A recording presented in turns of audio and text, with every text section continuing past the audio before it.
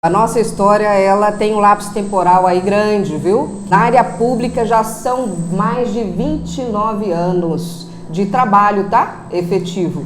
Eu comecei a trabalhar muito cedo, desde os 16 anos, tá? Eu tive a minha emancipação com essa idade.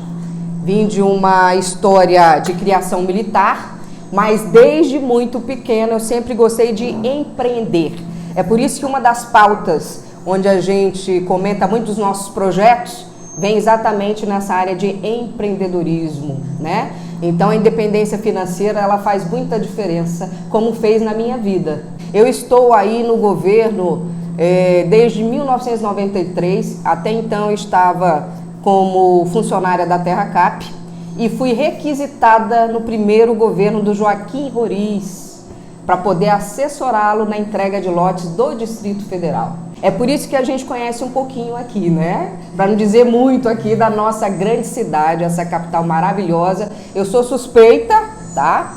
Porque eu sou aqui, do Distrito Federal, ou seja, eu sou brasiliense. Tem gente que confunde, né, o candango com brasiliense, mas brasiliense é aquele que nasceu na cidade. O candango é que faz parte, né, da cidade desde então.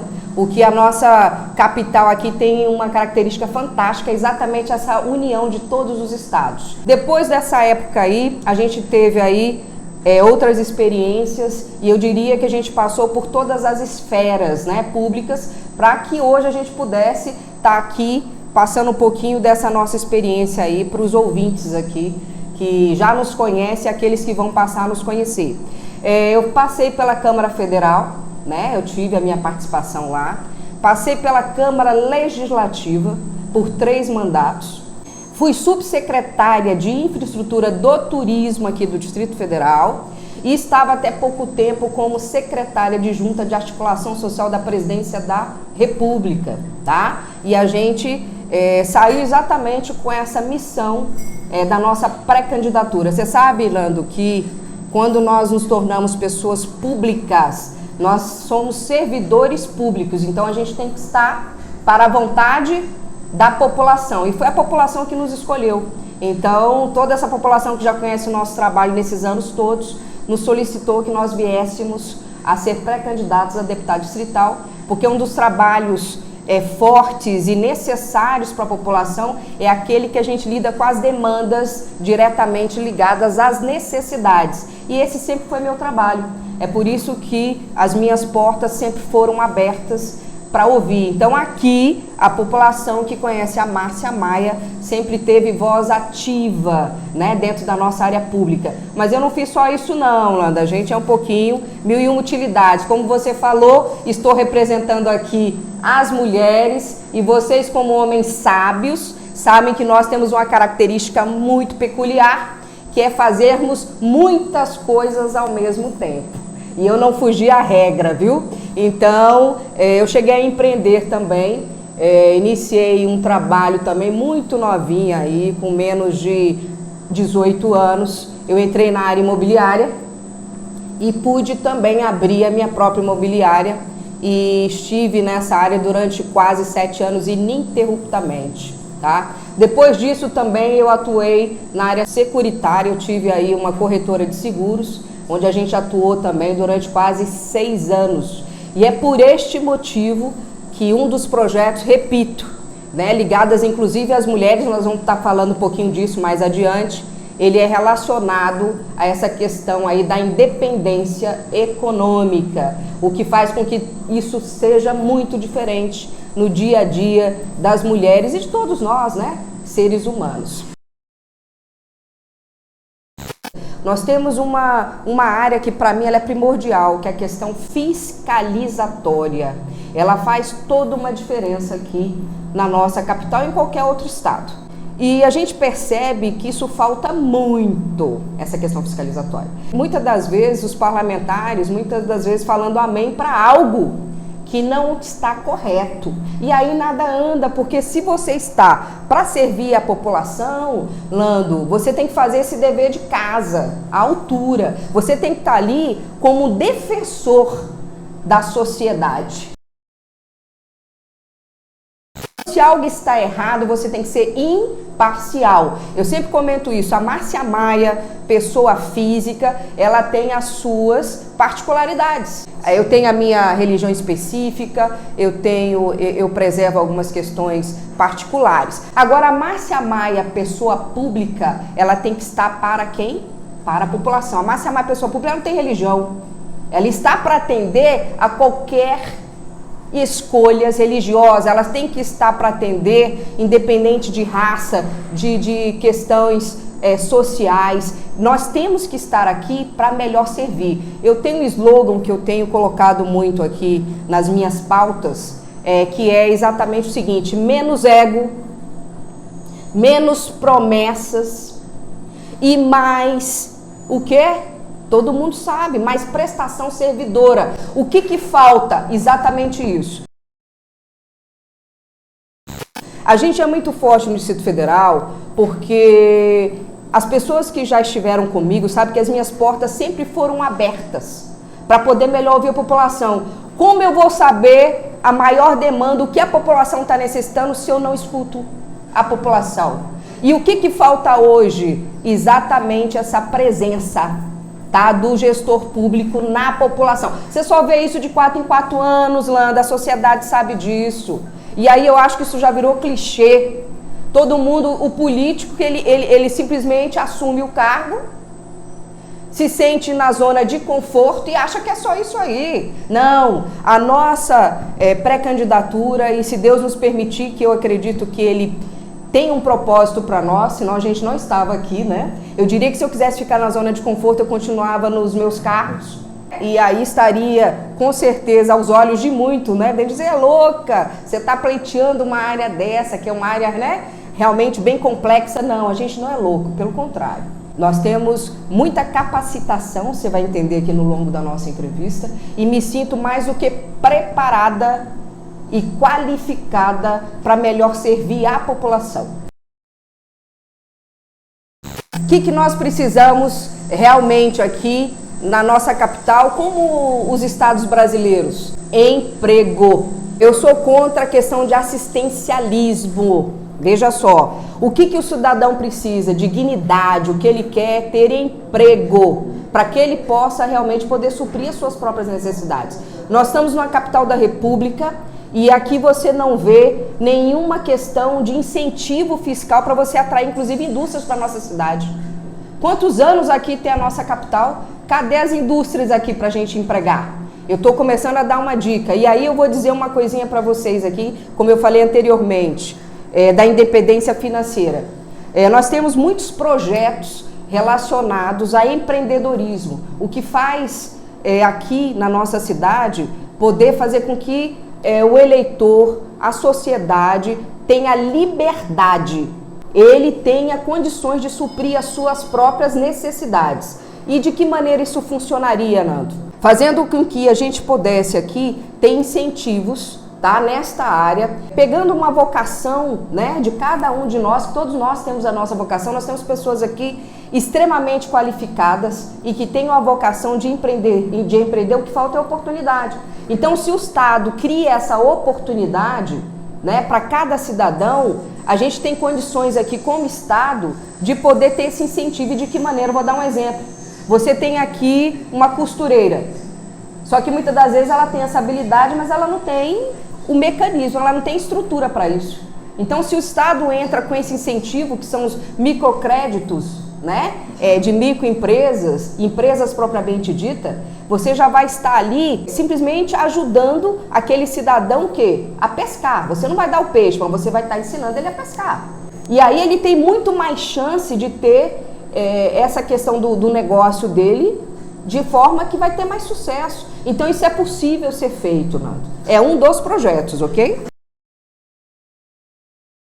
As obras, elas são importantes? Elas são. Só que o mais importante é nós humanizarmos. Eu estava falando isso aqui pulando, quando eu iniciei aqui a nossa chegada aqui na rádio. O que está faltando é a gente poder valorizar mais as pessoas. Você falou no trato da saúde. Você imagina, sem saúde, sem as pessoas aqui no mundo, qual o sentido aqui? Nenhum.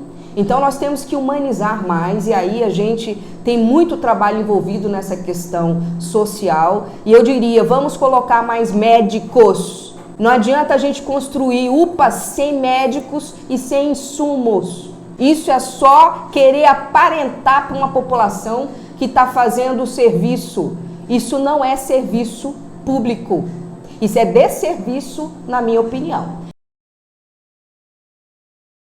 Falta qualificação, muitas das vezes a oportunidade de qualificação. Nós podemos aqui, dentro dos projetos que eu comentei, a gente poder melhorar essa qualificação fazendo uma parceria onde a gente vai poder levar para a população, inclusive menos favorecida, cursos profissionalizantes e técnicos. A partir daí, nós vamos ter uma população com mais qualidade, né? E a gente poder colocar e adentrar no mercado de trabalho. Na verdade, Nanda, esse não é só um projeto, tá? Eu não falei aqui antes, mas eu tenho instituição social que a gente atua há 15 anos. Eu não gosto de fazer muita menção nisso na área social, na rede virtual, porque como gestora pública, esses anos todos, eu acho que quando a gente faz social, a gente faz pelo coração. Mas eu vou dizer para vocês aqui o que a gente já faz na nossa instituição. É exatamente isso. Cursos profissionalizantes, onde a gente qualifica e aí, através da nossa atuação, a gente consegue levar para o mercado de trabalho, inclusive para a área empresarial, que é o que comanda, né? Na verdade, não só a nossa capital, mas todos os demais estados. Quando eu me formei em Direito, Nando, a primeira atividade que eu atuei, inclusive, foi na cidade nossa aqui de Ceilândia, né? Onde nós temos aí o número habitacional aqui, o maior aqui da nossa capital. E por que que eu montei o escritório lá com outras pessoas? Porque nós, aqui em Brasília, nós temos uma cultura muito predominante que é a nordestina, né? E nós sabemos que, infelizmente, essa questão ligada à violência vem muito dessa cultura machista, não é isso? E aí a gente começou a atuar lá porque o número infelizmente, de violência, e não só a doméstica, eu não costumo dizer a violência só doméstica. A violência contra a mulher, ela é em vários aspectos, inclusive público, tá? E aí eu sou uma pessoa aqui com uma testemunha, né?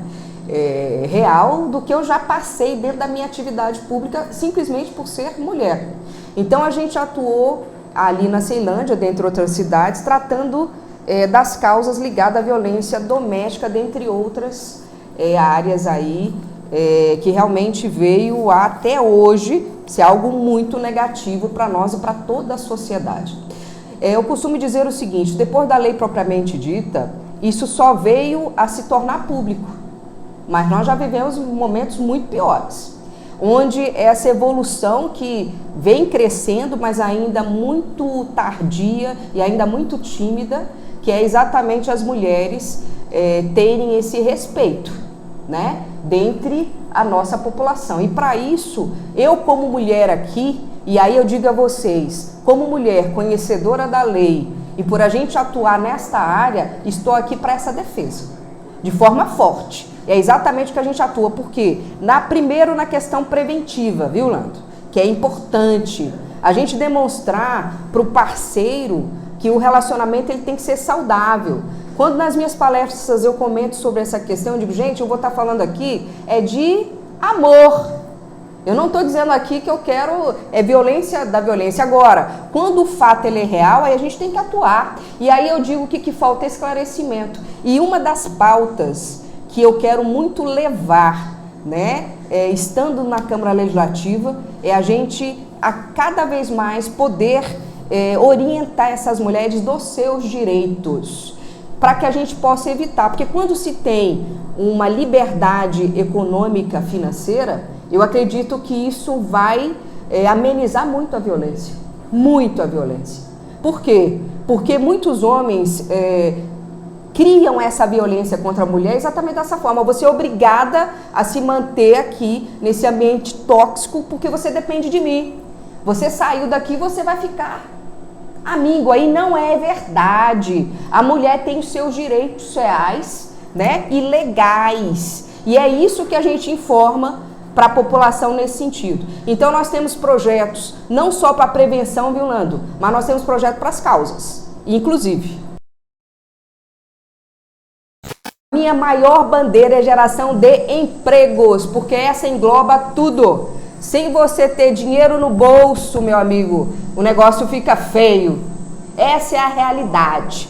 Dinheiro não é tudo? Não, nós temos outros valores, evidentemente, mas sem dinheiro a coisa fica bem pior.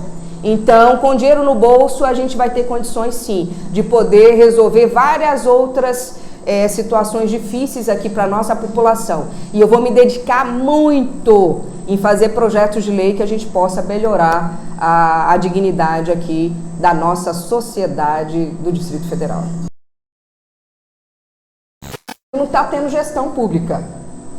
Eu acho que está faltando vergonha na cara mesmo do gestor. Porque o que acontece? Não adianta o que eu falei antes. O que adianta você ter aí um aparato de várias UPAs construído e você não ter o básico, que é médico e insumos. Eu recebo ligações, Lando, diariamente. Eu tive um caso essa semana, tratava-se de uma criança de 3 aninhos, tá certo?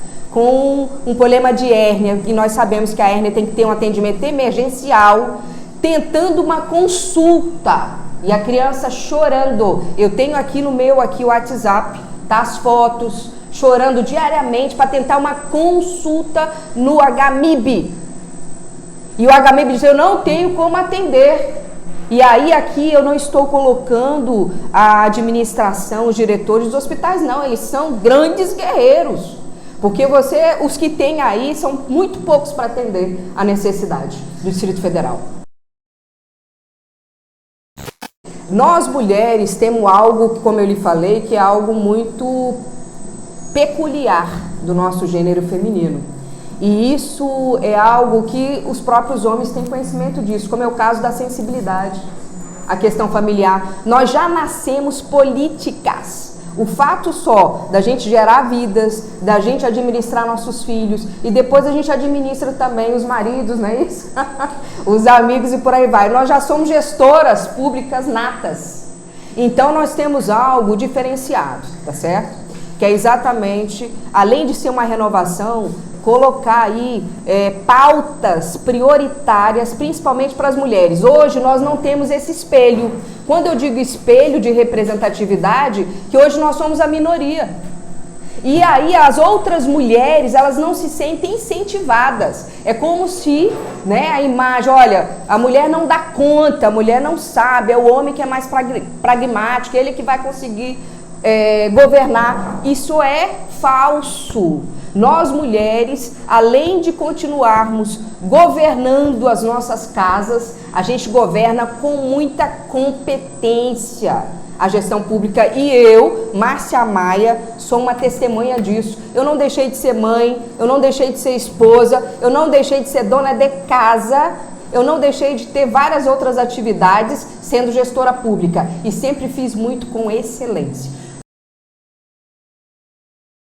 Fui independente financeiramente muito cedo. Só que para isso eu precisei me qualificar.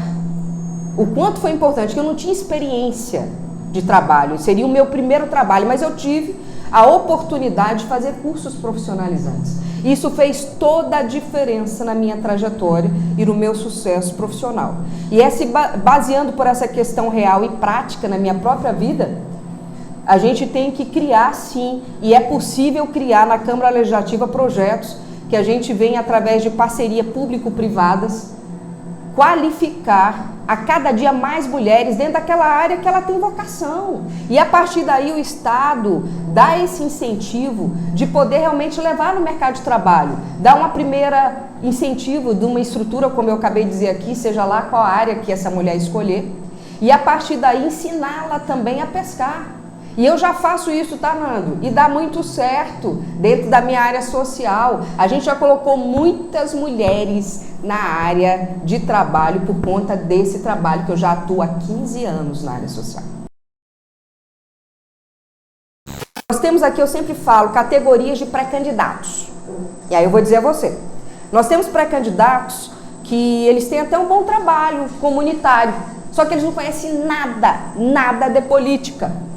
Nós temos uma segunda categoria que são aqueles candidatos que muitas vezes são empresários, são candidatos que têm outros interesses. Estão aí só para quê? Para interesses privados, particulares e não públicos.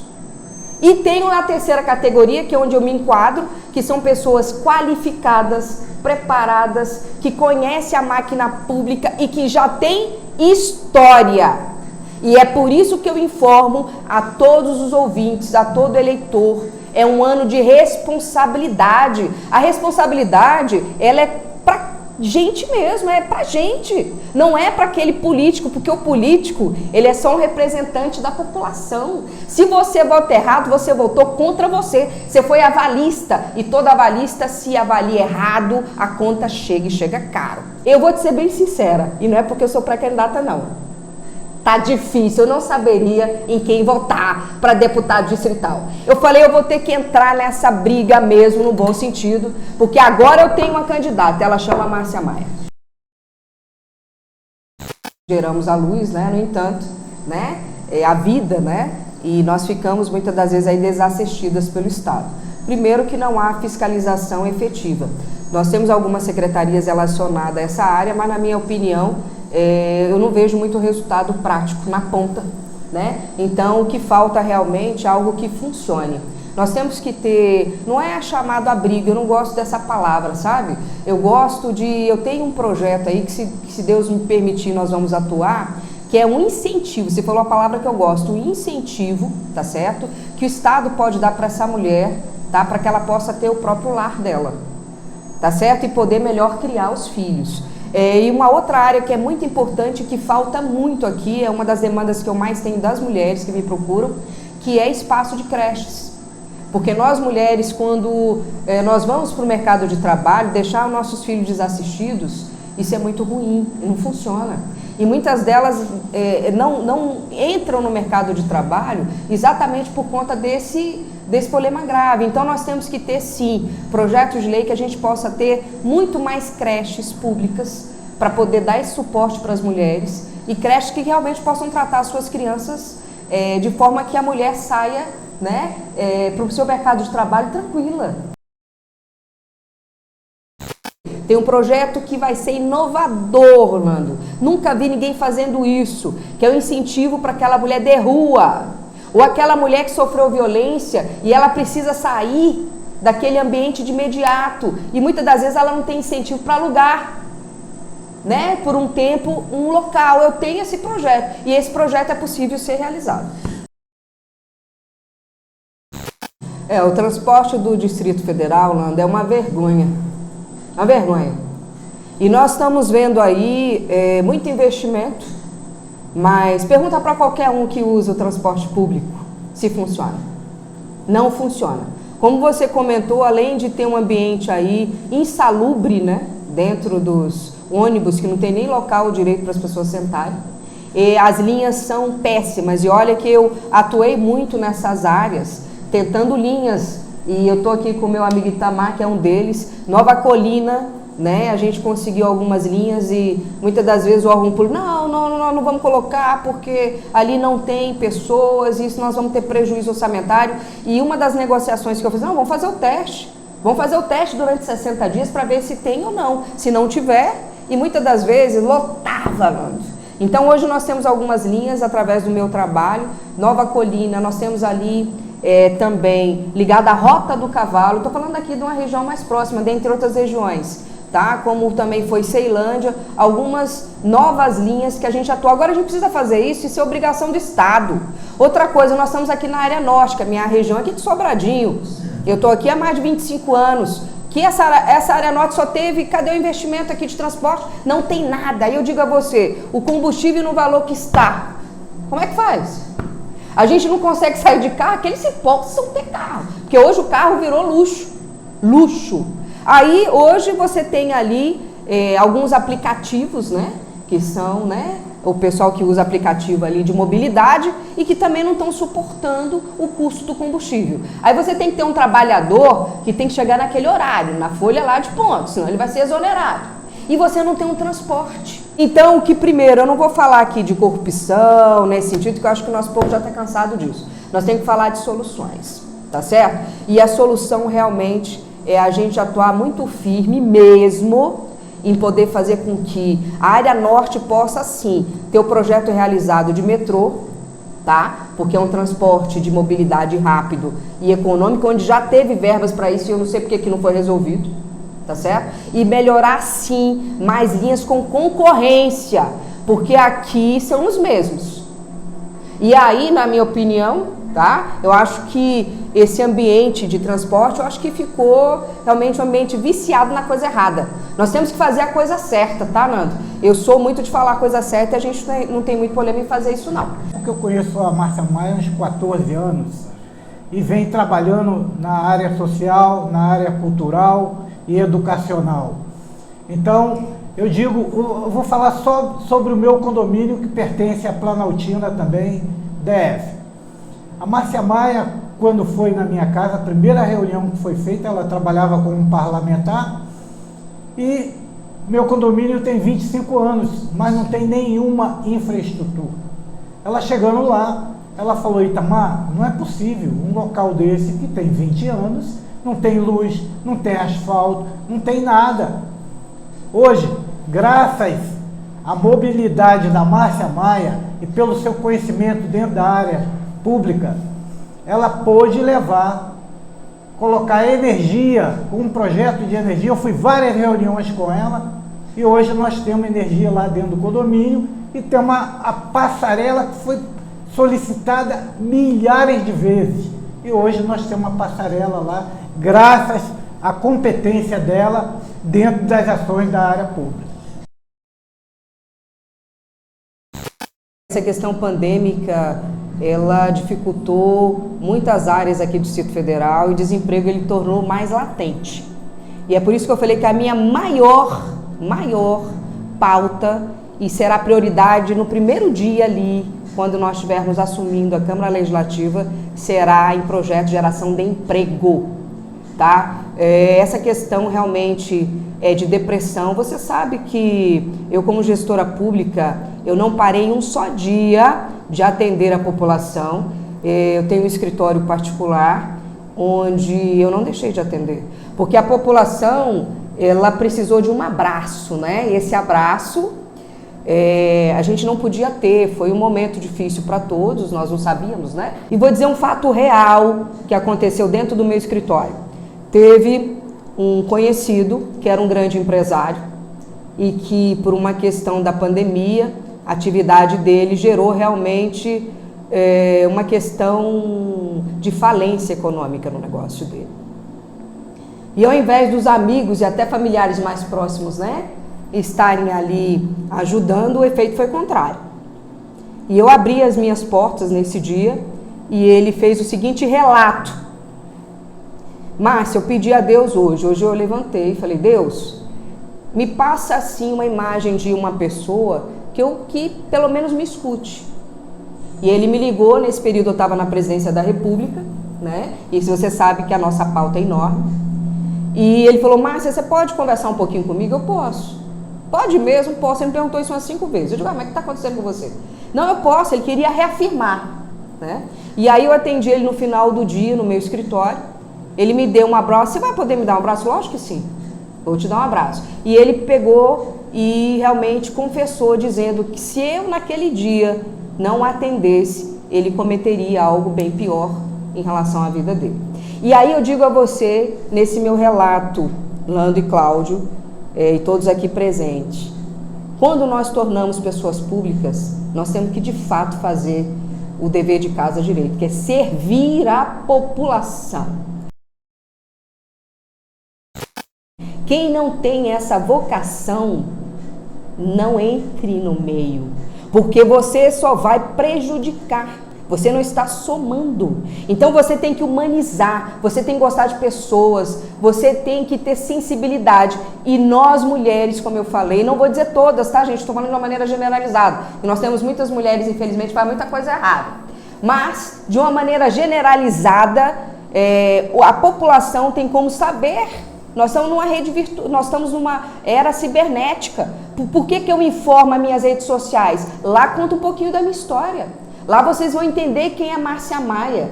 Vocês vão entender que até aqui e chegar onde eu cheguei, de forma ética, com resultado, entregas. O que o nosso amigo Itamar falou aqui foi uma das situações. Córrego do Arrozal, eu atuei lá, 30 anos sem iluminação, a gente que conseguiu colocar por conta do conhecimento técnico. E emenda não ia resolver não, viu, Nando? E Cláudio, não. Emenda todo mundo colocou, mas cadê você organizar a questão fundiária da área? É aí que eu entrei, o meu trabalho sempre foi gratuito. E aí eu fundamentei as funcionárias de serviço aqui do Distrito Federal para poder implementar a emenda. Então a gente tem gostado do que faz, porque senão você não faz. E aí eu diria que a população tem que realmente ter esse cuidado no ano eleitoral e poder realmente melhor votar estudando. Então, eu não estou aqui pedindo para as pessoas no primeiro momento acreditar na Márcia Maia, eu quero que eles comprovem.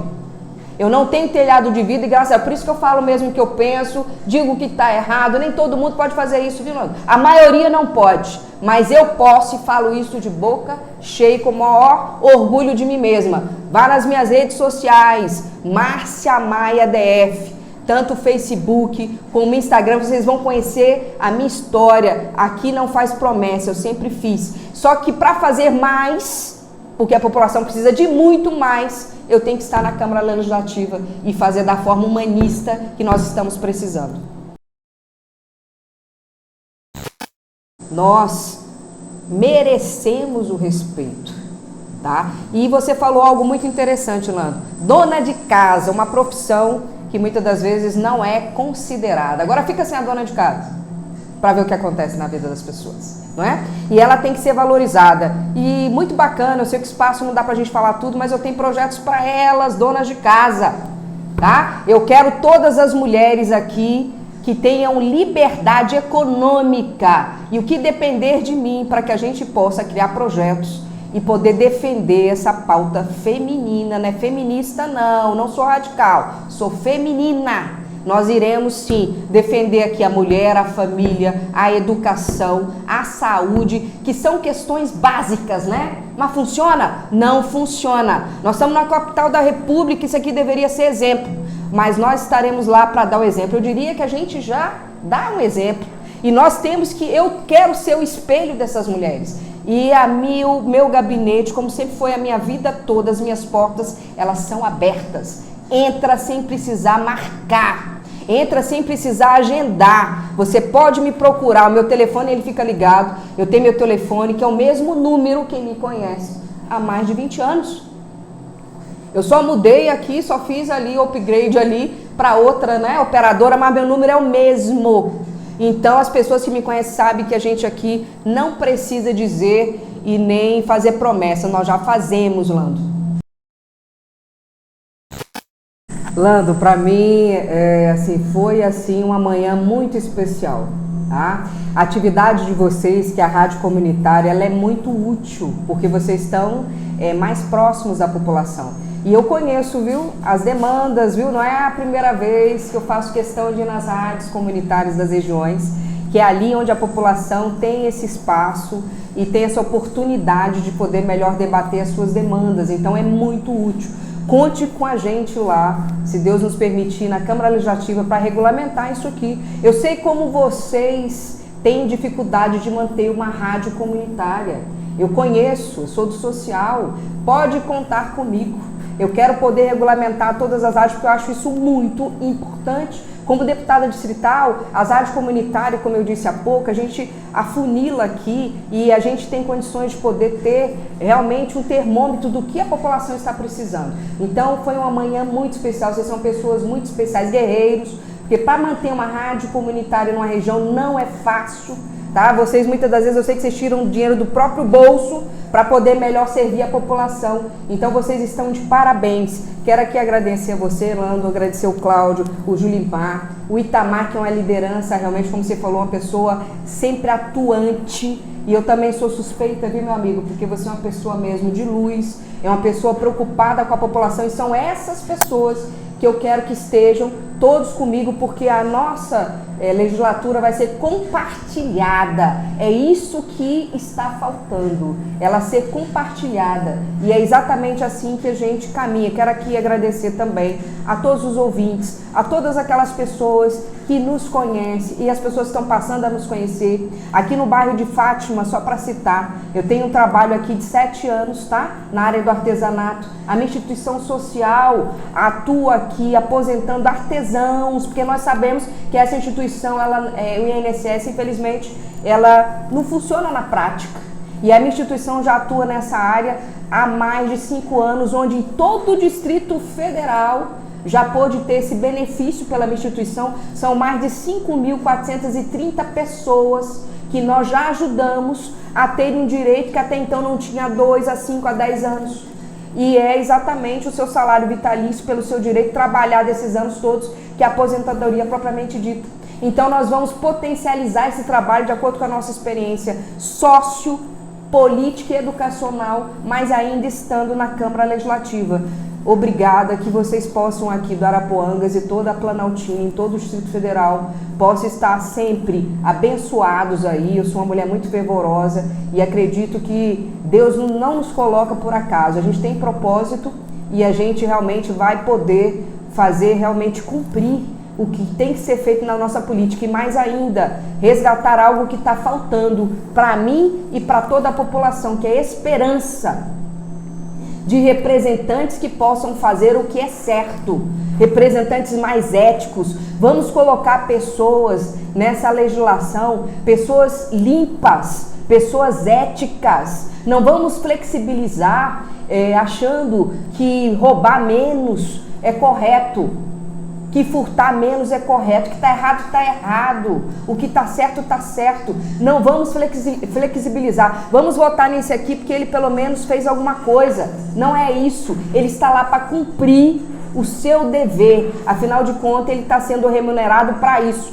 Fruto dos nossos impostos, que está saindo muito caro, diga-se de passagem, porque nós não estamos vendo o retorno daquele investimento que sai no bolso nosso diariamente, na boca da nossa família diariamente. Então vamos realmente prestar atenção e sermos responsáveis nesse ano de 2022 para que a gente possa resgatar novamente a esperança na política e podemos cada dia mais falar sobre esse tema que é de suma importância para cada um de nós. Muito grata.